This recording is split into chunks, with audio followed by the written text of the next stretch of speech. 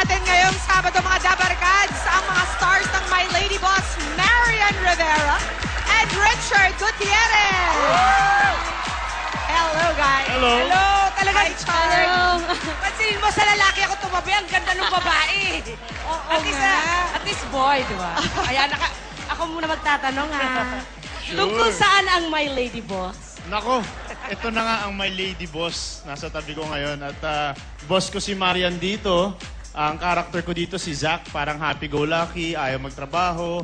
Biglang magde-decide siya na magtrabaho finally at may meet ko ang aking lady boss na si Marian. At doon na magsisimula ang terror boss. Terror boss ka Oo. dito, girl. May pagka, pero may twist naman siya kung bakit ganun yung ugali niya.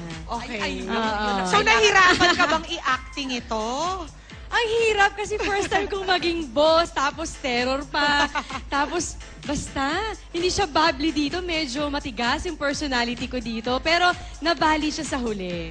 Ayun ang yun ang dapat abangan sa My Lady Boss, yung pagkabale. At inaabangan talaga to dahil the last time you guys were together in a movie was some time ago, di ba? Alam ko, Valentine's offering ng GMA yon. My best friend's girlfriend, oo. So, a few years na bago kami nagsama ulit ni Marian at ito, balik-tambalan namin ngayon sa My Lady Boss. And who else will you be with?